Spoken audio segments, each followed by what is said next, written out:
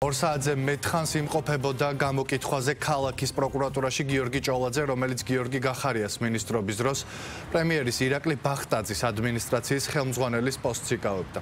გამოკითხვიდან გამოსულმა ჭოლაძემ განაცხადა, რომ მას კითხვები 2019 წლის 20 ივნისის მოვლენებთან დაკავშირებით დაუსვეს.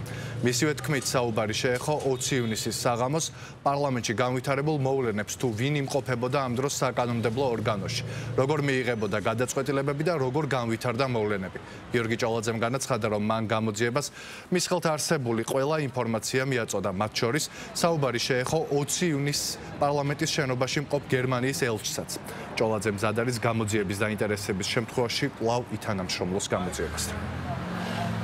იქ იყვნენ დეპუტატები, ხალხის მიერ არჩეული სამოქალაქო პირები, რომლებიც იქ არ უნდა ყოფილიყვნენ. ეს არ არის მარტო ჩემი მე ვაფასებ ამას ასე, მაგრამ ეს არ არის სწორი, რომ იქ ყოფილიყვნენ დეპუტატები. ერთი ოთახი იყო იქ, მხოლოდ სადაც იჯდა გერმანიის ელჩიც, ზოგი ფეხზე იდგა, ზოგი იჯდა არ ვიცი დეპუტატები, მე და იყო მოსასვენებელი ოთახი, საიდანაც მაშინდელი შინაგან საქმეთა მინისტრი გასცემდა ბრძანებებს. მე შევდიოდი იმ ოთახში, გამოვდიოდი პერიოდულად. გერმანიის ელჩი თუ არ ვიცი, ეს თქვენ კადრებითაც უნდა ნახოთ.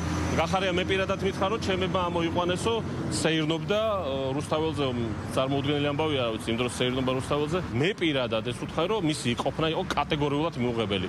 კიდე გავიმეორებ ვენის კონვენციას, მიუღების სახელმწიფო ვალდებულია, უბრალოდ ვალდებულია ელჩის უსაფრთხოება უზრუნველყოფა. პრემიერ-მინისტრმა განცხადება გააკეთა პრესასა, როგორც ახლა მე ვარ აქ თქვენთან, მე რომ მივტრიალდე და თქვა არაპირებს ჩვენი ხელისუფლება სხვა ხელისუფლებისგან განსხვავებით ამის გაკეთებას, მივტრიალდე სადღაც შევიდე, სადაც მელოდება შინაგან საქმეთა მინისტრი და ამ პროცესში იყო უკვე ხა მე არ მინდა ქრონოლოგიურად რაღაც შემეშალოს წუთების თემა და რაღაც, მაგრამ მე პირადად მე რო შევედი იმ ოთახში, ზვიად ძიძიგურის ოთახში, სადაც ეს შტაბი იყო, სრულად უკვე დაწყებული იყო.